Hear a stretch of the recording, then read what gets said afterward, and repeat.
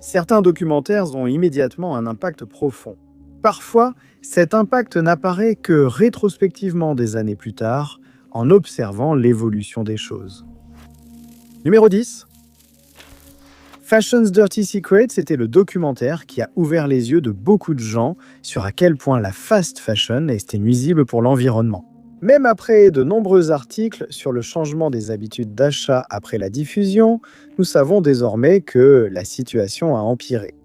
Fashion's Dirty Secrets a été diffusé par la BBC en 2018. Le documentaire montrait Stacey Dooley explorant les impacts négatifs de la production de mode.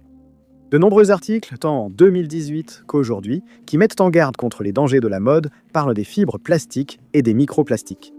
Comme le souligne Dooley dans l'émission, il est difficile d'ignorer les effets néfastes du plastique sur l'environnement et sur notre propre corps. Mais ce documentaire adopte une approche différente. Alors que de plus en plus de consommateurs se méfient des fibres plastiques, certaines marques se présentent comme respectueuses de l'environnement en mettant en avant la teneur en coton de leurs vêtements. Mais comme le montre ce documentaire, cela n'est pas forcément totalement écologique non plus. Fashion's Dirty Secrets nous emmène au Kazakhstan et sur ce qu'il reste de la mer d'Aral. Dans les années 1960, les rivières qui alimentaient cette mer intérieure ont été détournées pour irriguer des plantations de coton. Et depuis, la mer s'assèche. En 2018, la zone autrefois occupée par la mer d'Aral était en grande partie devenue un désert. La mer d'Aral illustre parfaitement à quel point la culture du coton est nocive et consommatrice d'eau. Le documentaire indique qu'autrefois, des centaines de milliers de poissons dans la mer ont permis à une industrie de soutenir la communauté locale. Aujourd'hui, des chameaux marchent là où nageaient des poissons. Mais la mer d'Aral n'est pas le seul site endommagé par la culture du coton. Le coton nécessaire pour produire un seul vêtement peut nécessiter des milliers de gallons d'eau. Dans le documentaire, Dooley informe les clients d'une rue commerçante britannique que leur seul sac de vêtements a nécessité autant d'eau pour sa culture qu'une seule personne en boirait en 80 ans. Fashion's Dirty Secrets révèle aussi les dégâts de l'étape suivante de fabrication. Dooley se rend au Bangladesh, où elle fait une promenade en bateau sur la rivière Satarim. De nombreuses usines textiles rejettent leurs déchets dans l'eau, qui apparaît jaune ou violette dans certains cas. Les restes d'animaux flottent, car l'eau manque d'oxygène pour les maintenir en vie. Une analyse d'eau révèle des taux élevés de métaux lourds et de produits chimiques dangereux. Plus loin, des enfants jouent dans la rivière et des femmes y lavent des vêtements. La rivière servait aussi à irriguer les cultures. Après le documentaire, beaucoup ont affirmé avoir changé leurs habitudes de consommation. Certains membres de l'industrie de la mode ont parlé de la manière dont ils allaient mettre en place des changements sur leur lieu de travail, tandis que de nombreux consommateurs ont affirmé que cela les avait empêchés d'acheter leur prochain achat de vêtements. Mais quelques années plus tard, il était clair que la situation de l'industrie empirait.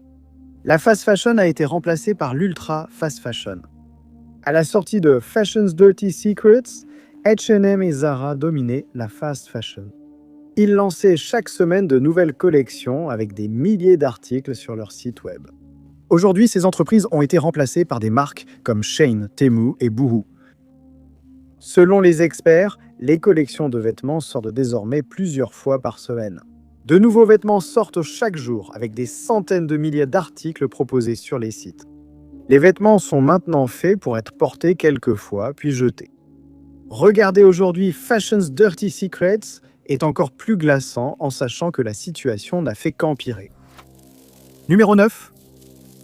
En juin 1996, un documentaire est sorti, exposant en détail comment l'un des plus grands scandales bancaires à ce jour a eu lieu. 830 million pounds, Nick Leeson and the Fall of the House of Barings a été réalisé par le cinéaste Adam Curtis et est sorti seulement 1 an après la crise qu'il décrit. Nick Leeson était un banquier et trader qui a commencé à travailler chez Barings en 1989.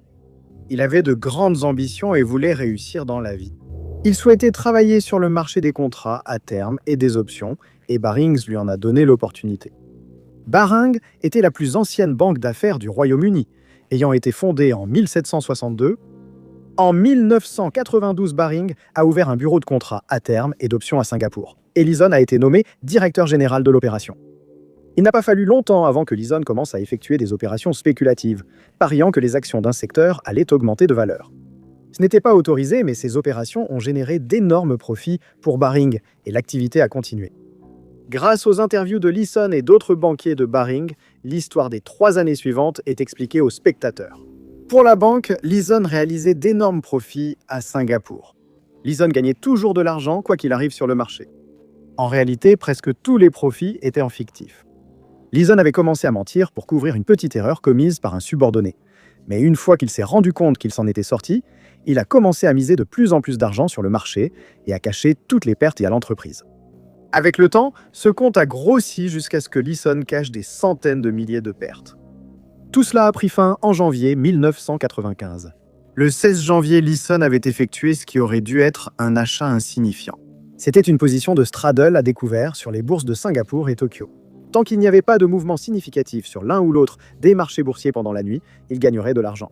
Mais aux premières heures du 17 janvier, le séisme de Kobe a frappé. Le séisme a dévasté la région de Kobe, entraînant une perte de vies humaines importante. Les marchés boursiers se sont effondrés et Leeson a subi ses plus grandes pertes. Il a essayé de dissimuler cela, mais il n'y avait aucun moyen de le cacher. Le 23 février, il a laissé un mot disant « Je suis désolé », puis il a fui Singapour. Retrouvé en Allemagne, il a été arrêté puis renvoyé à Singapour pour y être jugé. La nouvelle de la catastrophe s'est répandue, aggravant encore les pertes de Barings Bank. Ces pertes ont atteint 830 millions de livres et il n'y avait aucun moyen de sauver l'institution. Elle a été rachetée par ING pour seulement 1 million de livres. Leeson a été condamné à 6 ans et demi de prison. Interviewé depuis la prison dans le documentaire, il semblait honnête sur ses erreurs, mais n'a montré aucun remords et s'étonnait de s'en être tiré aussi longtemps. Il a noté que, bien qu'il agissait de façon irresponsable, personne n'a jamais donné l'alerte parmi ceux qui auraient dû. Il n'a purgé que 4 ans de prison avant d'être libéré pour bonne conduite.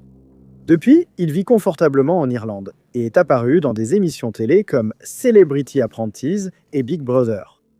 Savoir à quel point les responsables de la catastrophe ont été peu punis alors que d'innombrables personnes ont perdu la vie rend le documentaire encore plus troublant, même 30 ans plus tard. Numéro 8. L'Ambassadeur est un documentaire danois controversé sorti en 2012 qui expose la corruption en République centrafricaine et au Libéria. Le film a entraîné des poursuites judiciaires au Libéria, mais beaucoup des problèmes mis en lumière persistent encore aujourd'hui. Le réalisateur Mats Brugger s'était déjà fait un nom avec le documentaire controversé de 2009 The Red Chapel. Dans le film, il s'est fait passer pour le chef d'une troupe de comédie communiste danoise qui s'est rendue en Corée du Nord pour participer à un échange culturel. Le véritable objectif du film est de montrer à quoi ressemble la vie dans le royaume ermite. Brugger pensait devoir aller plus loin avec The Ambassador. Des critiques sur The Red Chapel portaient sur le fait que Brugger avait lui-même organisé tout le concept du film, à savoir un groupe d'artistes en Corée du Nord. Ce n'était pas authentique. Donc, dans The Ambassador, il s'est infiltré dans une industrie qui existait avec ou sans son intervention.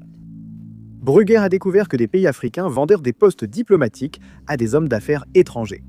Il s'agissait de postes légitimes, même s'il n'y avait aucune attente que les nouveaux diplomates exercent réellement des fonctions diplomatiques. Il a négocié des postes via un site web occidental, et après avoir payé 150 000 $, il est devenu le tout nouveau diplomate libérien en République centrafricaine. Mais le documentaire ne portait pas seulement sur Brugger qui devenait diplomate. Bien que cela ait déjà été controversé, Brugger est allé plus loin en montrant ce qu'un diplomate frauduleux pouvait se permettre en toute impunité en République centrafricaine. La tromperie de Brugger comportait 2 niveaux. Selon la mise en scène qu'il présentait, sa couverture officielle était d'être un homme d'affaires voulant ouvrir une usine d'allumettes en République centrafricaine. Mais son véritable objectif était le même que celui d'innombrables autres personnes venues dans la région, faire sortir des diamants en contrebande du pays. Ce qui rend un diplomate particulièrement capable de faire sortir ces diamants du pays, ce sont les valises diplomatiques, qui sont exemptées des contrôles douaniers. Bien que Brugger ait affirmé ne pas avoir réellement fait passer de diamants en contrebande, il est clair dans le film qu'on s'attendait à ce qu'il le fasse. Tout au long du documentaire, Brugger rencontre des hauts fonctionnaires du gouvernement, y compris le secrétaire d'État en chef de la RCA, Guy Jean Lifol Yamandi. Yamandi devient un personnage important dans le film, ce qui rend le fait qu'il ait été attaqué et ait perdu la vie peu de temps après le tournage encore plus troublant. Même avant sa sortie, The Ambassador était déjà controversé. L'homme d'affaires ayant négocié le titre diplomatique pour Brugger a voulu empêcher sa diffusion à un festival international du film. Cette tentative a échoué, mais cela ne l'a pas empêché d'annoncer qu'il engagerait des poursuites judiciaires contre Brugger. Alors que Brugger promouvait le film en Nouvelle-Zélande, le Liberia a annoncé des poursuites judiciaires contre lui et Brugger a reconnu avoir enfreint la loi là-bas. Le film montrait clairement la complicité de responsables gouvernementaux pour le faire diplomate. Il pensait que seule l'exposition de cette corruption intéressait les gens. Ce qui rendit Ambassador si troublant, ce n'est pas ce que M. Brugger a pu faire dans le film, mais le fait que les autres personnes aux mauvaises intentions faisaient cela à huis clos. Depuis la sortie du film, le gouvernement libérien affirme avoir sévi contre les faux diplomates. En 2022, des hommes d'affaires étrangers ont encore été trouvés avec des passeports diplomatiques qu'ils n'auraient pas dû posséder. En avril de cette année-là, les autorités américaines ont perquisitionné le domicile de Cheikh Bassirou Kanti et ont trouvé un passeport diplomatique libérien ainsi que des passeports de plusieurs autres pays. Numéro 7. L'année 1979 s'inscrivait en pleine période incroyablement difficile dans le quartier du Bronx à New York. Durant la dernière décennie, de nombreux bâtiments incendiés lors de feux criminels n'étaient plus que des carcasses abandonnées. Dans quelques années, les substances illégales allaient devenir un problème majeur pour le quartier, rendant la vie des habitants encore plus difficile. C'est à ce moment-là que Gary Weiss a décidé de se rendre dans le quartier du Bronx pour réaliser un documentaire pour NBC. 80 Blocks from Tiffany's serait trop controversé pour être diffusé à l'antenne et le documentaire est rapidement tombé dans l'oubli. Mais plus récemment, il est devenu un film culte, servant de regard rétrospectif sur une période fascinante de l'histoire américaine. Le documentaire se concentre sur la vie des membres de deux gangs de rue, les Savage Skulls et les Savage Nomads. Des membres de gangs sont interviewés, seuls ou avec leurs amis. La police, des militants et d'ex-gangsters témoignent aussi devant la caméra. Les interviews sont entrecoupées de scènes de la vie quotidienne de ces personnes, notamment une fête de quartier à la fin du documentaire et des reconstitutions de crimes qui ont été commis. Weiss a voulu réaliser le documentaire après avoir lu un article d'Esquire sur les gangs. Les crimes violents augmentaient et l'article détaillait certains des actes les plus horribles de membres de gangs. Aucun de ces actes n'est montré dans le documentaire, mais des membres de gangs et des habitants du Bronx évoquent des choses horribles qu'ils ont vues. Au début du documentaire, un propriétaire de club raconte une fois où une bagarre a éclaté dans la rue. Pour planter le décor, il évoque des hommes âgés jouant au domino et des enfants sautant à la corde. Deux hommes courent dans la rue en se tirant dessus avec des armes. Les enfants ont arrêté de jouer pour regarder, et les vieux hommes ont continué leur partie. Personne n'a fui car la scène était trop banale pour les effrayer. Un autre interviewé décrit tous les types d'armes qu'il a vues dans les rues. Même si cela n'apparaît pas à la caméra, la violence que vivent les personnes filmées influence tout ce qui est visible. Le documentaire devait être diffusé sur NBC pendant l'une des plages horaires disponibles lorsque SNL était en pause. Mais la chaîne a jugé qu'il était trop controversé pour être diffusé. Présenté dans des festivals, il est ensuite sorti en VHS à tirage limité. Mais récemment, le documentaire est devenu un film culte. 80 Blocks from Tiffany's fascine surtout par l'époque où il se situe. Il a été créé lorsque le hip-hop émergeait. De nombreux fans de hip-hop reconnaissent aujourd'hui les influences musicales montrées dans le documentaire. Les facteurs qui ont poussé ces hommes à commettre ces crimes ont également conduit à la musique qui était créée à l'époque. Numéro 6. En 1935, des crapauds buffles ont été relâchés en petit nombre en Australie dans le but de contrôler un ravageur agricole. Depuis lors, le nombre de crapauds sur le continent a explosé et ils sont devenus l'un des meilleurs exemples des dégâts qu'une espèce invasive peut causer. Mais en 1988, le réalisateur Mark Lewis a voulu montrer une autre facette de l'animal et mettre fin à la haine. Avant 1935, l'un des plus gros problèmes pour les cultivateurs de canne à sucre en Australie était le scarabée gris de la canne à sucre, qui était nuisible aux cultures. En cherchant une solution au problème, des scientifiques y sont tombés sur un article de recherche publié en 1932 à propos d'un animal originaire d'Amérique du Sud et d'Amérique centrale. Le crapaud buffle avait été introduit à Porto Rico pour lutter contre les insectes nuisibles de la canne à sucre et l'article conseillait son utilisation ailleurs. 102 crapauds ont été introduits dans le pays, mais ce nombre a rapidement augmenté. La femelle crapaud pondait des milliers d'œufs chaque année, dont davantage survivaient jusqu'à l'âge adulte qu'en Amérique du Sud. Le crapaud adulte pouvait sécréter du poison, ce qui les rendait extrêmement nuisibles pour les prédateurs natifs de l'Australie qui n'avaient aucune défense naturelle contre eux. Les crapauds mangeaient tout ce qui tenait dans leur bouche, y compris de petits mammifères, oiseaux et amphibiens. Une chose qu'ils ne mangeaient pas, c'était le scarabée de la canne à sucre, car les cycles de vie des deux animaux faisaient qu'ils n'interagissaient pas naturellement très souvent. L'expérience n'a pas seulement échoué en matière de lutte contre les nuisibles, mais elle a aussi introduit un nouveau ravageur qui s'est révélé extrêmement nuisible pour la faune locale. Le documentaire de Mark Lewis, Cane Toads on a Natural History, raconte comment le crapaud buffle est arrivé en Australie et comment il a surpassé la faune locale. Le ton général est comique, avec des reconstitutions d'Australiens interagissant avec les crapauds. Une scène montre un homme effrayé par les crapauds en sortant de la douche. Le crapaud buffle continue d'avoir un impact mitigé sur la faune australienne, mais il est peu probable qu'il disparaisse de sitôt. Numéro 5. Entre 1956 et 1958, le réalisateur Frank Capra a réalisé 4 films éducatifs pour la télévision pour la société ATT. Ils étaient conçus pour apprendre aux familles des concepts scientifiques majeurs, comme le soleil ou le système circulatoire. Le 4e de ces films portait sur la météo et n'a pas été aussi bien accueilli que les projets précédents. Mais le film a attiré l'attention d'un public actuel grâce au petit segment à la fin. The Unchained Goddess met en scène Dr. Research et Mr. Fiction Writer, alors qu'ils expliquent en comment se forment les différents types de météo. Au début du film, les deux répètent pour une émission sur la météo lorsqu'ils sont interrompus par Météora, un personnage de dessin animé censé être la déesse de la météo. Elle est rejointe par d'autres dieux de dessins animés, représentant les précipitations, le vent et les nuages. Dr. Research précise que les phénomènes météorologiques ne sont pas dus à des entités mystiques, mais souvent au soleil.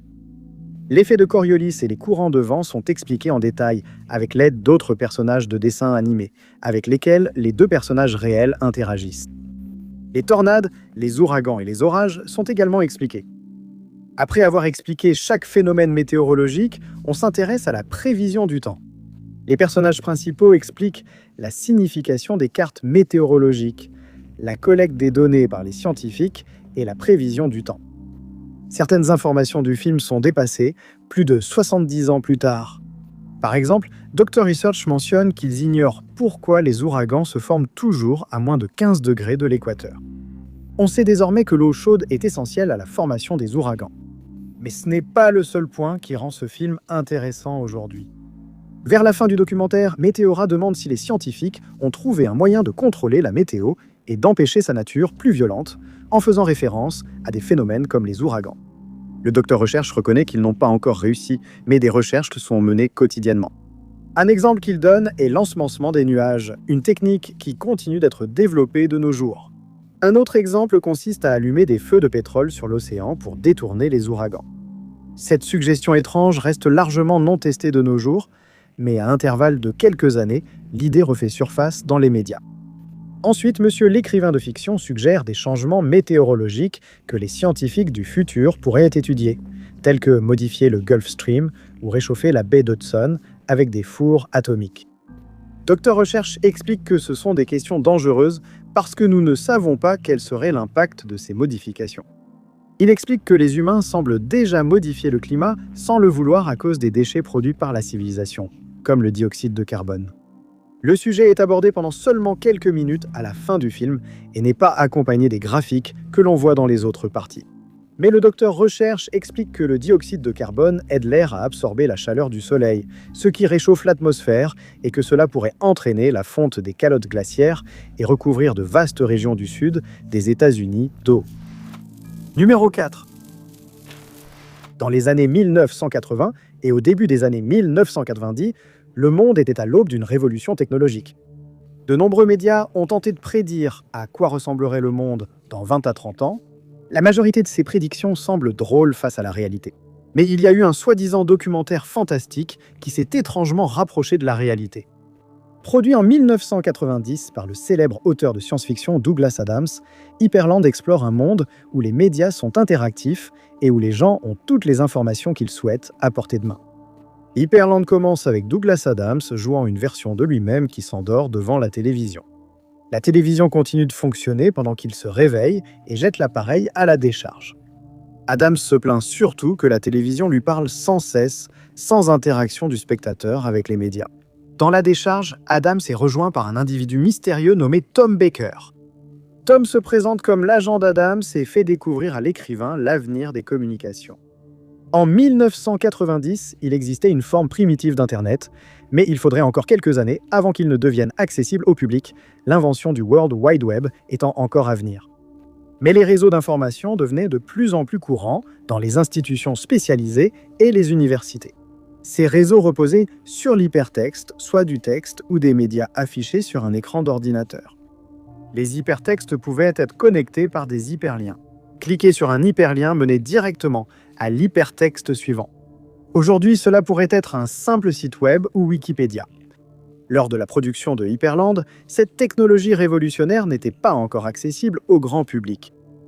Même si Adams, dans la vie réelle, était familier avec la technologie et un des premiers utilisateurs d'ordinateurs Apple, dans le documentaire, il joue le rôle d'un membre du grand public à qui Tom présente les hypertextes et l'Hyperland. Tom explique à Adams et aux spectateurs comment accéder à l'information et choisir la suite de son parcours. Hyperland prédit un monde où tout le divertissement est interactif et c'est au spectateur de décider ce qu'il veut voir. Étant donné qu'il repose sur une technologie qui existait déjà à l'époque, il n'est pas surprenant que Hyperland se soit rapproché de la réalité à bien des égards. Mais certains aspects du documentaire sont plus troublants. 36 ans plus tard, au début du documentaire, Adams se demande comment, en regardant une interview avec un expert, des liens vers d'autres éléments d'hypertexte apparaissaient. Tom explique qu'il trouvait de nouveaux hypertextes susceptibles d'intéresser Adams selon ce qu'il consultait. Le public d'aujourd'hui connaît très bien cela. Lorsque Hyperland a été produit, les hyperliens étaient conçus délibérément par un être humain.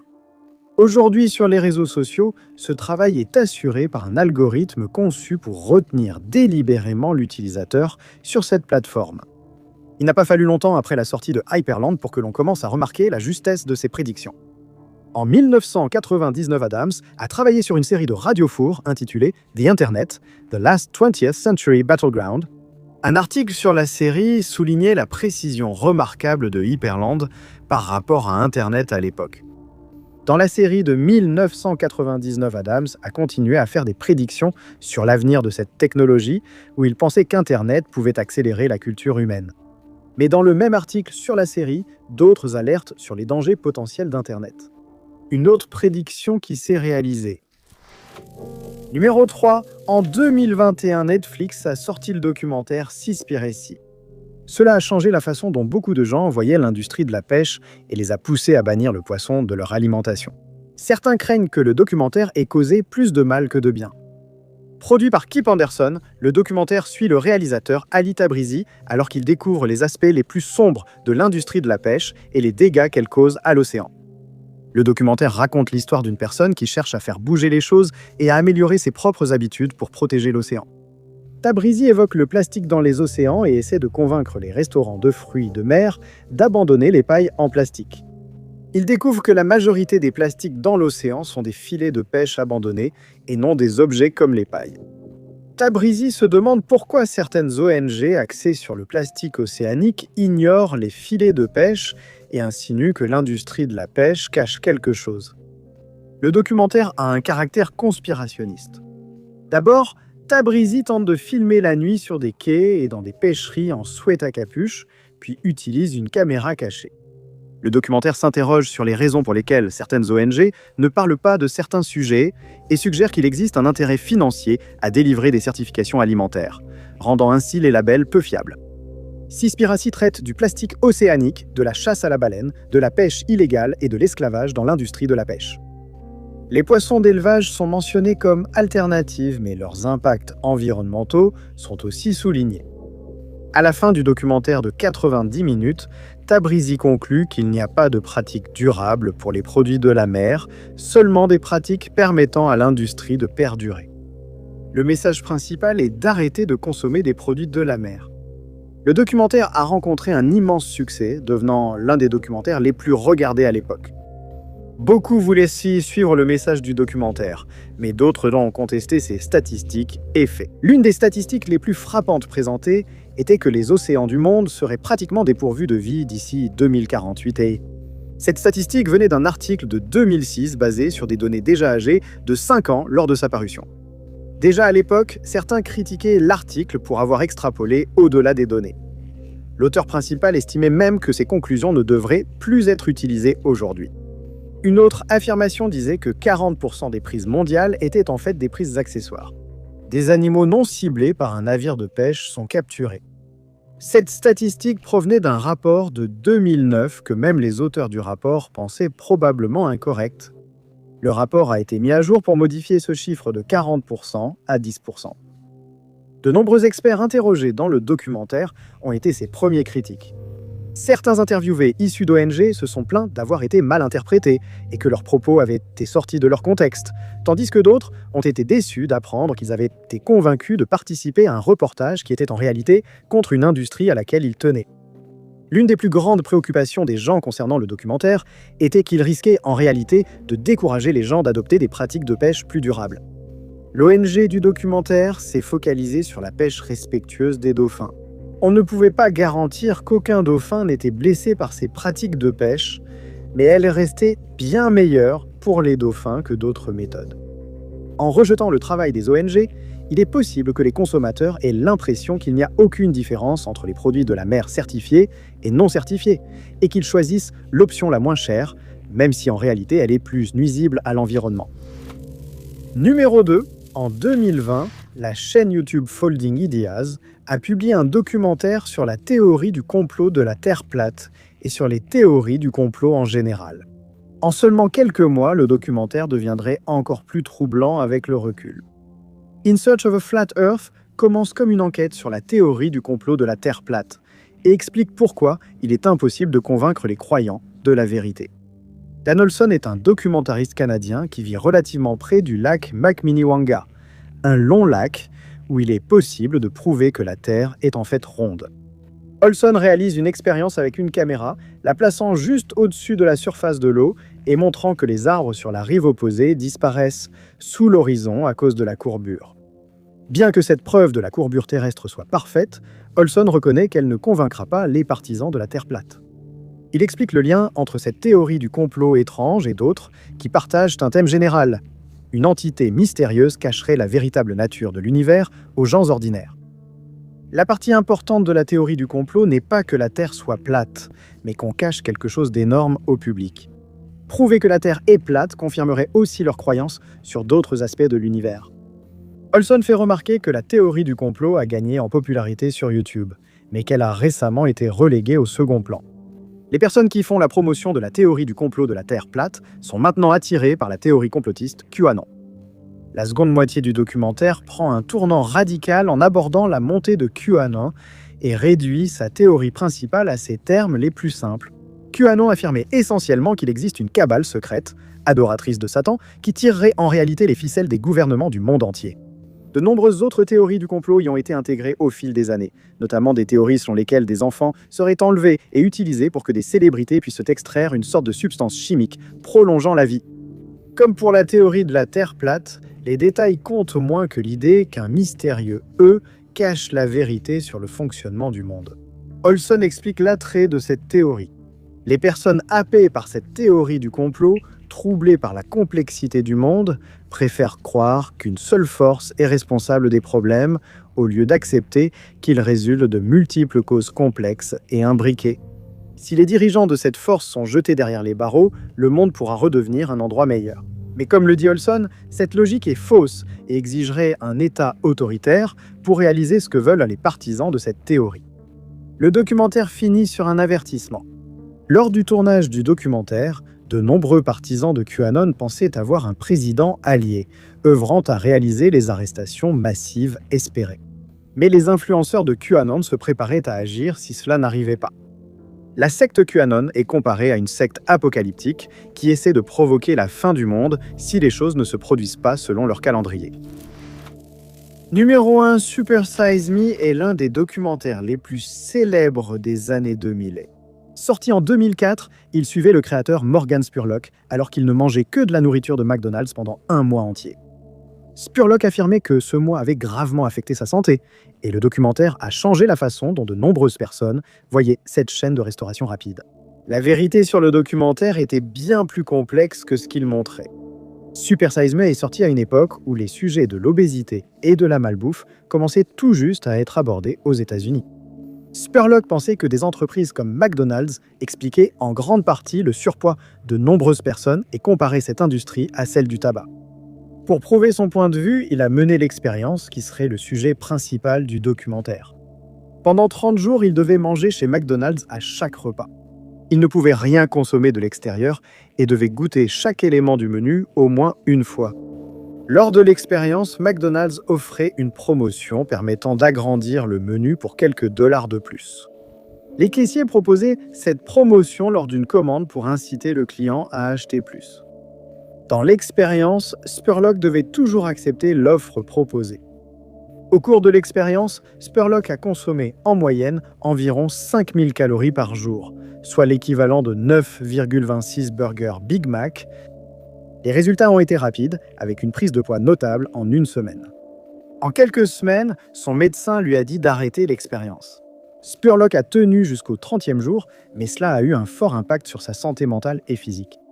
Spurlock a pris plus de 11 kilos et a signalé des sautes d'humeur, de la dépression et des tremblements. Le plus préoccupant était l'impact de ce régime sur son foie. Selon son médecin, son foie ressemblait à celui d'une personne souffrant d'alcoolisme.